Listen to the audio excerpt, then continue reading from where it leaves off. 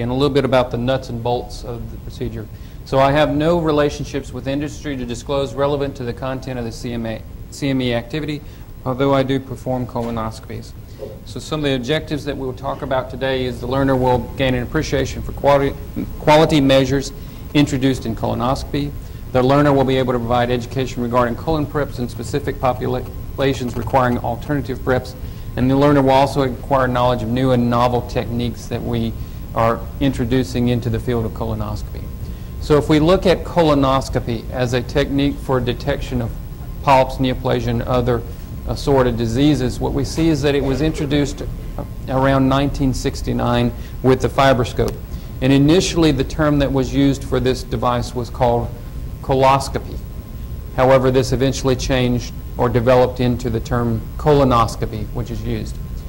It's interesting to note that although this is a large component of the medical industry and a large component of the practice of a gastroenterologist, really this was not developed as a technique or procedure with external funding or competitive funding. It was really internally funded at hospitals that developed these fibroscopes and then eventually developed greater equipment.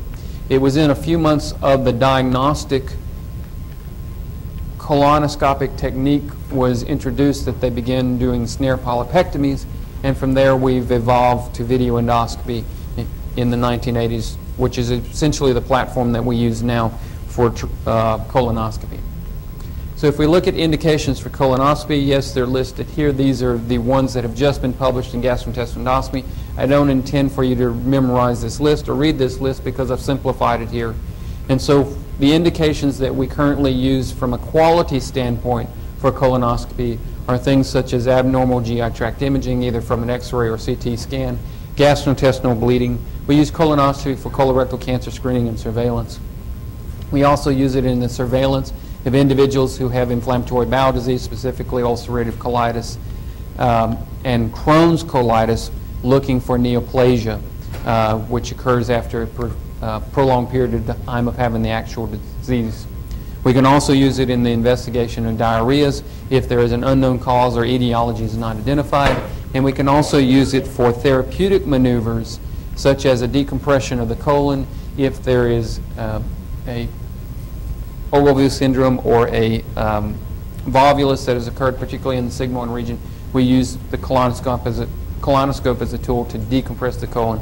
And then for those malignant or neoplastic lesions that occur, we can also use stenting in order to place a device across that tight spot to open the bowel up in order to allow rectal effluent to pass.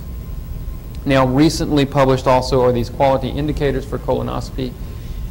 And again, I'm not getting you to look at these individually, but what I'm illustrating here is that from the standpoint of documentation for procedure, this should basically be occurring with all patients. And this is with regards to the indication, the informed consent, need for antibiotics, the sedation plan, and also management of antithrombotic agents.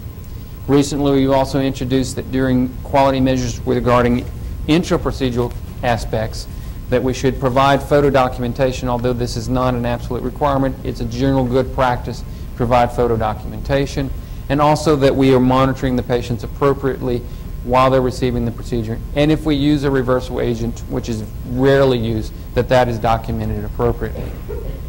From a post-procedure standpoint, again, it's a documentation issue of making sure that all patients receive documentation appropriate to the procedure, particularly with patient instructions, pathology plan, and that we complete a complete report for the medical record. Now, if we look at the colonoscope, this is the current tower that we have over in the unit, the 190 system from Olympus. It provides excellent views of the colon. But the reason that we get excellent views is because we're doing, hopefully, good to excellent preps. So what I want to spend is the next few minutes talking about colon preps and why they are so important. Because colorectal cancer is the #2 cause of death in the United States related to cancer. And we have shown in a large series of papers that colonoscopy and at-large colorectal cancer screening can prevent colorectal cancer by detection and removal of these lesions before they become advanced neoplasias or cancers. And we've seen that there's a 38% reduction in the incidence of colorectal cancer in the last 30 years. So that's an important aspect of the reason why we do colonoscopy. Previously, that had always been an understood approach to colonoscopy, that there was some benefit from it, but it had never really been validated. And we're just now beginning to see the validation of that, of the value of colonoscopy. It also allows us, if we have an good or excellent prep, to provide a means to, for secondary evaluation after you've had some other colorectal cancer screening tests, such as a fecal DNA test, a fecal occult blood test, or a FIT test. And it's important to realize that despite all these measures, up to a quarter of colonoscopies still have inadequate bowel preps.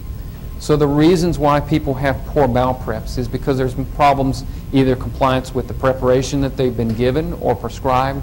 They may have underlying medical conditions which limits their ability to take the prep or interferes with the passage of stool and thus leads to problems. There may be cost concerns. The prep ranges anywhere from low cost of about $4 upwards to $85 for cash price for some of the brand name, newer, more novel colon preps. We also have problems with distance traveled for colonoscopy. In our case, we have a catchment area that extends from both North and Central Louisiana, and as such, you have to factor in the component of driving after you've taken a colon prep. And some patients may drive upwards of 3 hours in order to reach this institution for a colonoscopy. We also see that there may be extended waiting times. So this is the other problem that may be seen, is that when the patient is given the prep to the time that they receive their actual appointment for the colonoscopy may be extended, and that period of time often leads to a decrease in compliance with regard to colon preps. The other thing that we see is there is often, or not often, but poor education associated with colon preps, be it barriers with reading or visual barriers that lead, or language barriers that lead to problems with actually taking the colon prep. So what is the effect of these poor bowel preps? Well, what we see is that there is a lower adenoma detection rate. So adenoma detection rate is a marker of quality that we use in colonoscopy. So in females, you should have 15% of your screening colonoscopy should have adenomas, and in men you should have 25% adenoma detection rate. That's a marker of actually seeing enough of the colon and detecting these neoplastic processes. In addition, bowel preps also lead to longer procedural time because it takes more time in order to examine the bowel. So you have a prolonged period where you have sedation, and that also causes an increased use of sedatives. We also see that if you have a poor prep, you're less likely to get to the cecum, which is the goal for colonoscopy, is to reach the cecum in order to provide a complete examination. In addition, we also have seen particularly previously an increased problem of electrocautery injury that can occur with colonoscopy. And if you have a poor bowel prep, what that means is that you have to have a shorter interval between your next colonoscopy, increasing the use of resources in healthcare. So when we look at bowel preps, what we're actually looking at is an efficacy problem versus a tolerability problem. So from the guidelines that were recently published, what you see is consequently the choice of a bowel cleansing regimen should be based on cleansing efficacy first and patient tolerability second. However, this balance of efficacy and tolerability should be closely interrelated. So if we look at inadequate preparations for polyps and adenoma detection and follow-up, what we see is that initially the prep quality should be assessed in the sigmoid colon. And if we see that you cannot detect polyps greater than 5 millimeters, the idea is that the actual colonoscopy should be terminated, or you should provide that patient with additional purgatives in order to complete the colonoscopy. Come back later that day or come back the next day after you've used additional laxatives. And this is seen in a prospective observational study that had over 5,800 patients, in which the odds ratio was higher for an individual who had an intermediate quality prep versus a low quality prep. And if you look, and this is for all polyp detection, so this is all size polyps. And if you look specifically for polyps greater than 10 millimeters, what we see is that a high quality PrEP was superior or had a great odds ratio that favored high quality cleansing versus a low quality cleansing. Now when we look at bowel preps and how good or poor that they are, if you look at individual colonoscopists and you ask them what is the time frame that should be used in order to have that patient come back if there is a poor PrEP, it is very variable. And so there was a study done at the major GI board review approximately 10 years ago where they interviewed 116 gastroenterologists and asked them what their recommendation was for a small adenoma that was detected on colonoscopy and the PrEP was suboptimal. And the finding was that greater than 80% of the gastroenterologists would indicate that a shorter interval would need to be employed for that patient in order to improve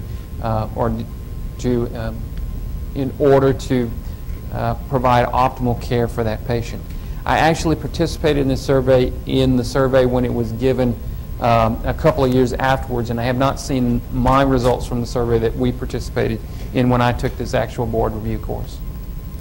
So if you look at inadequate preparations, the multi-society guidelines from the ACG, ASGE indicate that if a colonoscopy is complete to the cecum and your PrEP is inadequate, then the examination should actually be repeated at a very short interval. And that shorter interval is within 1 year. Now, if you think there may be advanced neoplasia present in the colonoscopy, that interval should be shorter. Now, this is a guideline recommendation that has little or weak evidence or low quality evidence, but it is a guideline that we can now use as a marker or standard by which to follow. If we look at adequate preparation, that is a PrEP that is adequate for measurement or finding of adenomas, then you should follow standard guidelines for recommendations. So for example, normal colonoscopy, no polyps, no family history is a 10-year interval. If you find a small adenoma, less than a centimeter, then the recommendation without family history is 5 years. So those are the examples of the guidelines that we use for the follow-up in an individual. If we look at PrEP dosing, we are beginning to see that there is data showing that if you split the PrEP, i.e. that you take this PrEP in the afternoon before and the morning of the colonoscopy, that you have a better chance of cleansing the colon, that patient will have a better experience in the colonoscopy and you're more likely to find adenomas. Additionally, you can use a same-day regimen where the patient arises early in the morning and begins the PrEP in order to achieve acceptable adenoma detection. Now, when we talk about split dosing, this raises somewhat of an alarm, particularly with anesthesiologists who provide sedation in many endoscopic centers because of the consumption of what they call a foodstuff. But according to the anesthesiology guidelines, a clear liquid is able to be ingested up to 2 hours before a procedure in a healthy patient. What is important here is that the type of liquid is more important than the actual volume of liquid that is taken in. So the type of liquid has a more important factor regarding the timing of the ingestion of that substance to an actual procedure. The other objections that sometimes occur with the split dose problem is that you may see problems with the patient early awakening at 2 or 3 o'clock in the morning in order to take a PrEP, and sometimes you also see extended travel following consumption. This is again a factor. We also see that there are problems from the timing of when you complete a PrEP to when you actually do the colonoscopy, what you see. So this was a VA study published approximately 6 years ago with over 370 patients in a consecutive outpatient colonoscopy survey. And this was a VA study, so therefore it has more men than women, with a mean age of about 62 years. And what you saw is the patient had an excellent or good PrEP then that individual was more likely to encounter with a shorter interval from the last preparation dose. And if you had a fair or poor prep, there was a longer interval from the time that they finished their prep to when the actual procedure occurred. Now, with regard to diet, what we see is that there is variable data regarding what the diet should be before you have a colonoscopy. The traditional approach has been that clear liquids are the recommendation. But there may be some evidence that you can use a full liquid or a low residue diet and still have an adequate colonoscopy. If you have an individual who has a motility issue, such as constipation or gastroparesis, then they may need a longer period of time on clear liquids. And we can also provide patient education to the individuals before they have a colonoscopy, and that can be both oral and written. And the ASGE, the American Society for Gastrointestinal Endoscopy, has developed a website, and an individual who is having colonoscopy can go into the website, click on the patient section, and there's a section here for videos for patients that will allow them to watch a video on colonoscopy and learn about the procedure and actual methods for taking a prep. So, the overall theme here is that the quality of the bowel prep should be adequate in order to complete a colonoscopy. And this should be adequate in over 85% of the colonoscopies that are complete. The other thing is that when you complete a colonoscopy, and this is for the fellows and the gastroenterologists in the room, the recommendation that is new is that when you assess the bowel, you should remove all the residual fluid from the bowel before you make the assessment of the prep. And the reason this is done is because the studies that assess the residual liquid removal were found to be more highly validated than those that just looked at a picture of the bowel before removal of the residual fluid. So if the Boston Bowel Prep is a prep scale that looks at different aspects of the colon in 3 separate areas and then comes up with a total score. And it bases this on the appearance of the colon to come up with a score. So a 0 score is one that is unprepared. There is absolute solid stool, down to a level of 3 where you can see the entire mucosa with very little residual staining. And the variations in between are the different scores. So if we look at this, this would be a Boston Bowel Prep 0 score. You see there is absolutely little to no mucosa that can be seen in this patient. You cannot complete a colonoscopy in this situation. So this is an example of a colonoscopy that should be aborted, rescheduled at a later date or potentially the next day. In this case, this is a Boston Scale 1 patient which has adherent stool in this case, and there are periods of mucosa which can be seen. The problem with this is that this mucosa here is completely hidden by stool, and there may be an adenoma or neoplasia hiding underneath. So this is why colonoscopists have become very obsessive compulsive about preps in patients who are undergoing colonoscopy, is because of this worry that there may be neoplasia underneath here. And this neoplasia that may occur underneath this stool may be flat. So the flat neoplastic process is something that cannot be seen by bariminema or CT colonography. So this is another reason why obtaining an adequate bowel prep is becoming more important. This is an example of Boston Scale 2 where you can see a great deal of mucosa here, but there is a small amount of residual stool and fluid here. This would be a good prep or adequate prep in order to complete adenoma detection. And finally, if we look at this slide here, we see a Boston Scale 3. This patient has little to absolutely no residual stool noted on here, and this is a prep that would be adequate for investigation. So let's just turn the page here and talk about the actual bowel preps which are available for patients who complete colonoscopy. On this slide here, I have listed the polyethylene glycol electrolyte lavage solutions that are available currently for patients. And they can be categorized into 2 categories, that is high or large volume and those that are low volume. Historically, the Go Lightly was the prototypical prep that has been used for multiple years. And I'll have to put one statement here. I've put the brand names here for the PREPs because the terminology becomes very confusing if you use the generic terminology here.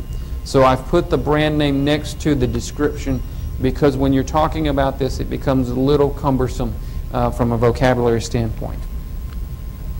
Recently, the 2-liter PREPs have come out, which are the low-volume PREPs, and those that have biscotal added to 2-liter PEG-ELS system are currently not available. It's been removed by the FDA. And if you look at addition of ascorbic acid to a 2-liter PEG PREP, this has also been introduced and is fairly well tolerated by patients. One of the advantages of a polyethylene glycol electrolyte lavage solution is that it is isoosmotic. So this may be the preferred PREP for a patient who has congestive heart failure, renal insufficiency, or has advanced liver disease because of its tolerability. Now, other things that can see with these oral PREPs, also low volume, are oral sulfate solution, listed here with its brand name, and also sodium PICOSULFATE magnesium citrate, which is brand name listed here. And this is a PREP that has been used for multiple years in Canada and has just been introduced into the United States in the last couple of years. There are also a combination PEG-ELS PREP and oral sulfate solution, and that's listed here also. There are additional FDA-approved preparations that have been used historically, and one of these was sodium phosphate solution. But it was removed from the over-the-counter market in December of 2008 because there was a risk of acute phosphate nephropathy associated with the sodium phosphate preps. So over the course of one weekend, I can tell you that I went to the pharmacy when I heard the announcement, and by the time I'd gotten there 2 hours after the announcement, they'd already removed all of those preps from the over-the-counter. So these were rapidly removed in about a 24-hour period back in December of 2008. They can still be used as prescription, but there is the warning regarding the issue for kidney injury. And there is another PREP that is a tablet form, which I often have patients ask about the tablet form, but I am leery to use because of this acute phosphate nephropathy. If you look at meta-analyses and at volume of the PREP, what we see is that there have been 28 trials with PEG-ELS, of which 21 of these trials were able to evaluate for bowel cleanliness. And you see that a high volume PREP, which is greater than 3 liters, compared to a low volume PREP that is less than 3 liters, in an intention to treat analysis with over 7,200 patients, there was no significant difference in volume with regard to the ability to achieve bowel cleanliness. So the efficacy of high volume versus low volume indicates that they are probably equivalent with regard to actually achieving effective cleaning of the bowel. And that was a concern that was expressed with some of these low volume PREPs, is that they were not able to completely clean the bowel. If you look at split PREP PEG-ELS systems, looking at split dosing versus non-split dosing, what you see in meta-analysis with over 1,900 patients with slightly more non-split PREPs, what you see is that if you split the dose, not only do the patients appreciate that more and accept that split dose more, they also achieve increased cleanliness. And for this reason, that is the reason why split dosing is now becoming the standard for colorectal cancer screening colonoscopy preps. If you look at oral sulfate solutions from a meta-analysis, was almost 1,000 patients in it, comparing oral sulfate and PEG solution, there really is no difference in the degree of bowel cleanliness. So this is a justification that oral sulfate is equivalent to PEG with regard to cleaning the bowel. Now again, I talked about sodium PICOSULFATE or PICO preps being more present in Canada. There have been 11 trials comparing PICO versus PEG electrolyte solution with 3,000 patients. And what we see that is with PICO showed that there was no significant increase in efficacy versus a PEG electrolyte lavage solution. And this was shown here with the odds ratio shown. If you compared PICO versus sodium phosphate, remember that PICO has been present for multiple years, and it could be comparable to sodium phosphate, which was widely used in the late 1990s to mid 2000s, that we found that PICO was not superior to sodium phosphate with regard to cleaning. So again, sodium phosphate preps have an increase in nephropathy, which is rare. In a review paper published in the Journal of the American Society of Nephrology, what we see is that the risk factors for this nephropathy were being of female sex, having prior renal insufficiency, having inadequate hydration, having a shorter interval between the doses of the sodium phosphate. So if you decided to take your sodium phosphate now, and then in about 2 hours you took your sodium phosphate again, that was the risk factor for this acute nephropathy. If you spread that time out, there was less risk. Additionally, if you had hypertension, you were of an older age, or you were on diuretics, NSAIDs, or you were on renal angiotensin inhibitors, these were also risks for this nephropathy. If we look at a meta-analysis of actual sodium phosphate, what we do see is that in 48 trials with over 5,000 patients in each arm of PEG versus sodium phosphate, that the sodium phosphate was not shown to have an increase in bowel cleanliness. But patients were more willing to take sodium phosphate as compared to PEG solution. And this is probably related to the volume of the PEG solution that you have to take versus the volume of the sodium phosphate. A small bottle versus up to a gallon of Go Lightly is the probable difference why people were more willing to take sodium phosphate. Now, with these FDA-approved PREPs, this is the standard by which most people use to provide colonoscopy cleansing, but there are also over-the-counter non-FDA approved PREPs that have been looked at. And these include taking just PEG 3350, PEG with a sports drink as an electrolyte solution, just using magnesium citrate, and there have also been studies looking at senna and bisacodyl. So if you look at PEG 3350, what you see is that there are no electrolytes in this solution. So you're more likely to get hyponatremia if you take this PrEP. Oftentimes when this PrEP is used, there are additional adjuncts used, but in itself, this has been used as a PrEP. When you look at its efficacy with regard to cleansing versus one of the prescribed FDA-approved methods, there really is not a difference in the bowel preparation.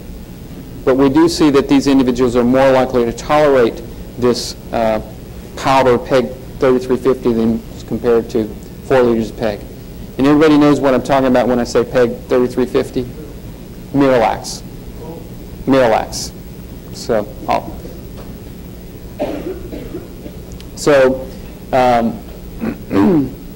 just taking a bottle of Miralax probably is comparable, but you are more likely to have hyponatremia. And when I say that it's PEG 3350 with a sports drink, the sports drink is referring to Gatorade or Powerade. So there is some people who will use a PEG 3350 solution and then add the adjunct is the sports drink in order to provide the electrolytes. So if we look at magnesium citrate, there is at least one study that looked at a comparison of magnesium citrate compared to sodium phosphate, in which 3 doses of magnesium citrate were given compared to 2 doses of sodium phosphate. And looking at good to excellent quality, what we see is that magnesium citrate was preferable in the bowel cleansing in that it achieved a 94% cleansing in the right colon and a 97% cleansing in the left colon, and this was found to be statistically significant. The problem with sodium phosphate, again, is it should be avoided in chronic kidney disease. Now, if you look at the other agents that can be used, like senna, in which you have the patient take 24 tablets of senna at 12 milligrams in each tablet, followed by water, they are fairly effective at cleansing. The problem is that these individuals will have a large amount of cramps and abdominal pain. And when I was a fellow, we used to receive calls all the time for individuals who had taken the senna or bisacodyl PrEP because of this cramping that they would receive. Usually these calls would occur at 1 o'clock 1:30 in the morning, waking you up to ask what you can do. And essentially what you can do is hydrate the patient, take more water. And that was very important and probably the best predictor I could find of individuals who had less abdominal pain. And I will say that VISCOTA tends to have a lower rate of satisfactory bowel cleansing. So again, the adjuncts that can be used are sports drinks.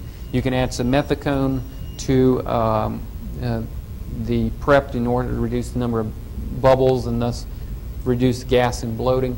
We've also seen that metoclopramide has been used occasionally as to empty or increase the gastric pacemaker so that the individual may better tolerate the PrEP.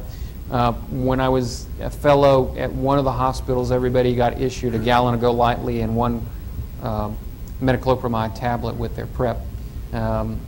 Whether it made much difference, I don't know, but every patient got that.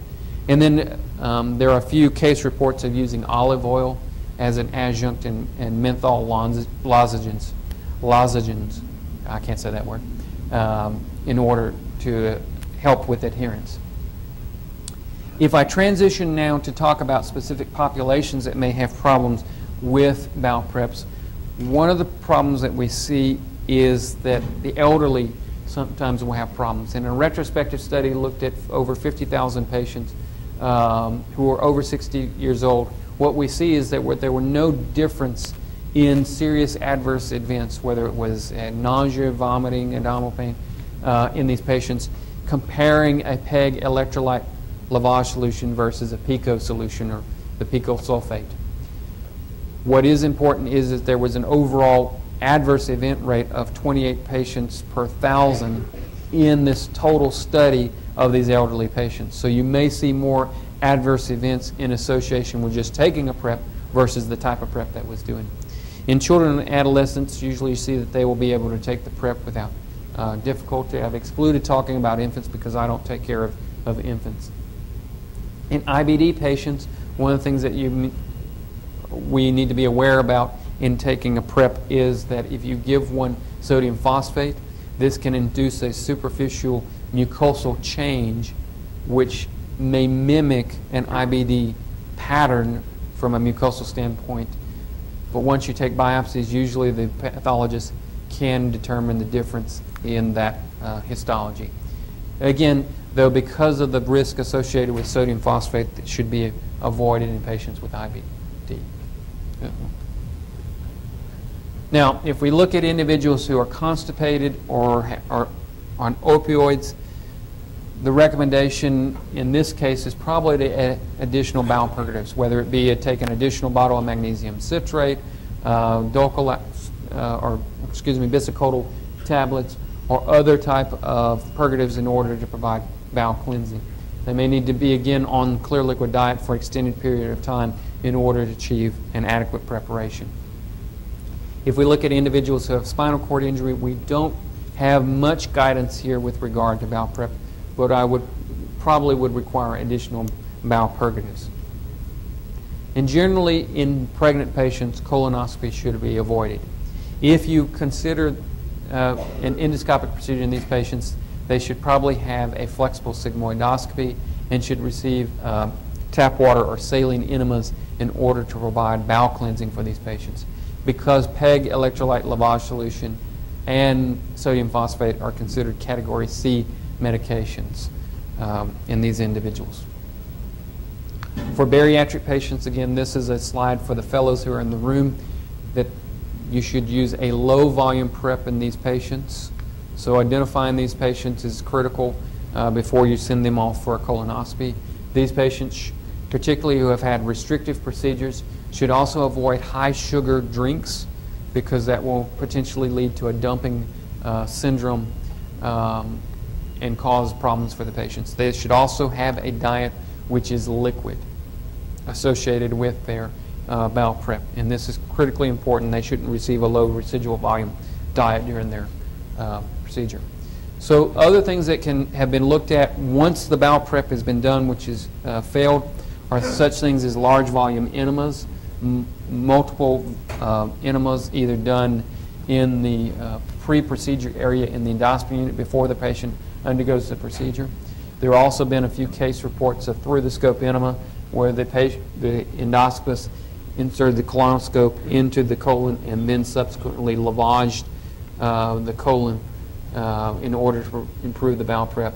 However, probably the best thing to do is actually to delay the patient for later in the day after they've taken additional prep, or if logistically possible, have that patient come back the next day with a repeat prep in order to achieve adequate preparation. And this is a strategy that I tend to use and most people tend to use. I will tell you, though, that the logistics get somewhat cumbersome sometimes with patients because they have to have a ride to go home. And since many of them will depend on somebody to provide that ride who may be working, that sometimes becomes an issue. So why am I so worried about preps? This is why I'm worried. Looks normal, right? First glance, yes, absolutely looks normal, but wait a minute. What's that? That's a flat polyp. That's probably an adenoma. And this patient had a colonoscopy 2 years ago. So this was probably a missed lesion. And the documentation indicates that this was a good prep. So the prep was adequate for evaluation for adenomas. So as a colonoscopist, despite all of these measures, which we've introduced in the last 10 to 15 years, we still have the potential to miss lesions. And this is something that would, if left, would turn into an advanced neoplasia and eventually into cancer. So as a colonoscopist, we have to be absolutely diligent in keeping or diligent in ensuring that we provide adequate bowel preps for patients so that we can find neoplasia. Now, if I transition here talking about finding adenomas, one of the things that has been introduced about 8 years ago, and I remember this paper when it came out as a fellow, and it changed the practice. This is what you would call a landmark paper. Is published in New England Journal, and it came out of Rockford, Illinois, where a group of endoscopists underwent a quality improvement study where they looked at the withdrawal time for colonoscopists. And the colonoscopists were not aware that this study was occurring. But a nurse in the room was recording the times when the cecum was reached and the time at which the procedure was ended. And they subsequently went back and looked at the colonoscopists, and they were able to separate these colonoscopists into two groups. Those who completed a colonoscopy less than 6 months on the withdrawal time, and those who completed a colonoscopy with a withdrawal time of greater than 6 minutes. And what you saw is that if you had a withdrawal time greater than 6 minutes, that is inspection of the colon from the cecum that took longer than 6 minutes, had a greater chance of detecting adenomas. So this has become a quality measure that we see in colonoscopy, where the withdrawal time from the cecum is now recorded with a target of greater than 6 minutes on withdrawal time, so that we can maximize the ability to find an adenoma. The other things that we've introduced in the is technology. And so we've advanced scopes from 140 degrees to our newer scopes, which are 170 degrees.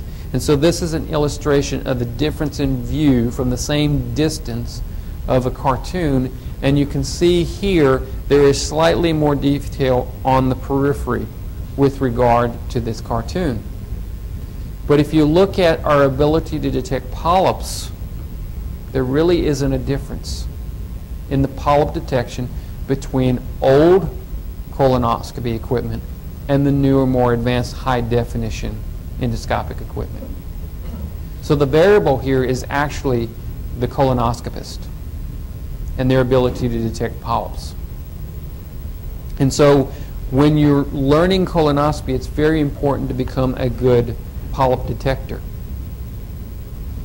because that polyp detection in your fellowship determines to a large degree your ability to detect polyps later on throughout your career. Now, you can go from a poor polyp detector to a good polyp detector, but it takes extra training and mentoring in order to achieve that good polyp detection. So you can go from a low polyp detector to a good polyp detector. It just takes time and training. And that's the other reason why we emphasize so much on technique on withdrawal for colonoscopy with fellows. So what I'd like to do in the last few minutes is just show you some novel things that have been introduced for endoscopy in order to detect polyps. And here you see the addition of a cap, a clear plastic ring that's added to the end of the scope. And this may help improve visualization. It's also been shown to be able to help you get to the cecum faster than with a normal colonoscope. But that's okay, but it tends to be that we've inserted the scope and we haven't put a cap on, and then you get all the way over to the right colon and you're thinking, well, I really need a cap now. Do I want to come out versus proceeding with a colonoscopy? So it really has not caught on. Some of the newer advances that have been developed are things like a retroflexion view scope. So this is a catheter that goes through the biopsy channel of the scope. And as you can see here, here is the forward view looking at the mucosa. And here is a retroflex view with the light source looking back at the camera of the colonoscope. And the camera, or the light source, is actually right here in the bend of the device. And what this will allow you to do is to potentially find a polyp. Everybody see the polyp? Polyp's right there. So on this forward view, you really can't see the polyp, but on this retrograde view is where you see the polyp. Again, a novel endoscopic technique probably has not gained wide acceptance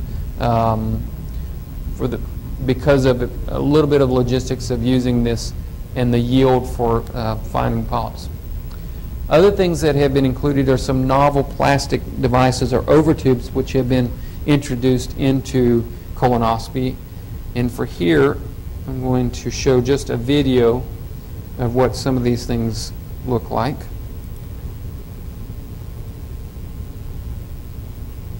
I thought it worked beforehand.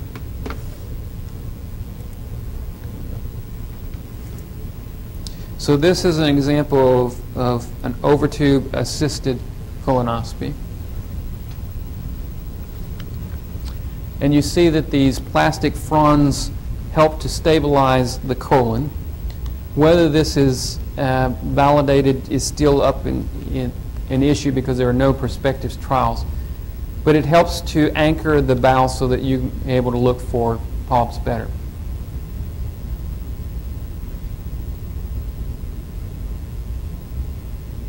Again, whether this will have achieved wide acceptance is still up in the air, but is a novel approach to looking at colonoscopy investigation for adenomas.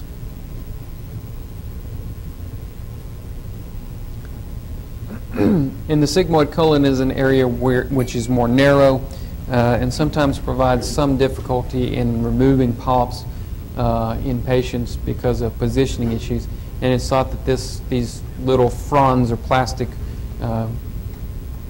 apertures may help to stabilize the bowel. I have not used these yet. If we look at other things that could be potentially used for investigating for adenomas, we see things like an increased angle. So instead of having 140 degrees or 170 degrees, what about looking at a 330 degree spectrum? And we've been able to demo these scopes in the endoscopy unit, but we have not acquired these yet. So here's an example of this type of scope where you've increased the angle with regard to the detection of adenomas. So initially what you'll see here is a 170 degree standard view, forward view scope looking for adenomas, and then you add the 330 degrees. So now you're looking both forward and left and right at the same time. From a standpoint, when you initially use this, it's a little bit disorienting because you're used to looking forward, and there you see a polyp in the corner there. Here's another example from the cecum, looking forward with 170 degrees, and then we add additional view. And this, in the left-hand screen, is the ileocecal valve looking up into the terminal ileum. So these are examples of techniques that can be used for colonoscopy. And finally, I want to look at one other area that we can potentially look at adenoma, and this comes from a question that Dr. Muslow asked me last year at the end of my grand rounds. So I was hoping he would be here, but he's not. Is the addition of maybe the colon capsule, which has been recently approved by the FDA, although its only indication as of yet is for an incomplete colonoscopy. It's not designed for colorectal cancer screening without having a colonoscopy beforehand. So it's for an individual who has a colonoscopy, but we were unable to reach the cecum or had poor visualization of the right-hand side of the colon. So here's a video looking at that. And this is a accelerated view here. This capsule leaving the cecum and then has now entered the colon. Retroflex look back at the ileocecal valve and moving on through the transverse colon. And if you look at this, what you will see is there's a neoplasia right there. And then it moves on past this point and finds an additional neoplastic process there. And finally, we look at the rectum. As the capsule tumbles down, we see additional views. There was a polyp that just passed. There was another lesion that had just passed. And then we reach the rectum, and we exit through the anus. So these are examples of additional techniques that can be used to assist in adenoma detection. Whether or not they will be accepted is still out in the air. There really are not validated studies with regard to determination of their outright efficacy, and it may take several years before they're widely accepted. So in summary, what I'd like to tell you is that as technology and pharmaceuticals have improved, we've now introduced quality initiatives into colonoscopy. And these quality initiatives are designed to improve patient outcomes because we want to find adenomas. Because colonoscopy is now the primary platform for multiple endoscopic image modalities to detect neoplasia, to find cancers. And endoscopists are spelunkers. Much like a spelunker looks through a wild cave system and tries to find every nook and cranny in the cave and find all the various parts of the cave, that's what we do as colonoscopists. Our goal is to find the adenoma, which means looking in all the different spots where an adenoma can hide out. And we seek cancer every day, and we use it through a systematic and scientific approach. And so that concludes my comments on colonoscopy and some of the nuts and bolts, and I'll open the floor to any questions.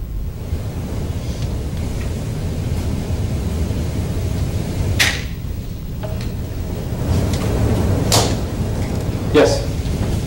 A couple of comments from the gastroenterologist standpoint with regard to PREPs. It's not infrequently that we, and you all may encounter this in private practice situations, clinic situations, of the patient whom you provide with the preparative material for colonoscopy, including the PREP, and they say, well, my friend took this low-volume PREP, and there are a couple of them that are out there that are not like the gallon jug or that sort of thing that we gave in the past, but they're much smaller volume and just some water. And we as a group have stayed away from this. Probably the results are not as reliable as far as the PREP quality, but also there are those issues, and I think you mentioned this, of complications including renal injury and that sort of thing. If you go to the internet and look, you will actually see, and if you look up about lawsuits regarding PEG or polyethylene glycol PREPs, there are very few, but if you look and you look for these other PREPs that are low volume, you will find that there are a number of lawsuits that are out there about that. That's not the only reason not to use something, but the best thing that I think we can tell our patients now is that we now have these lower volume PREPs that are similar to the old 4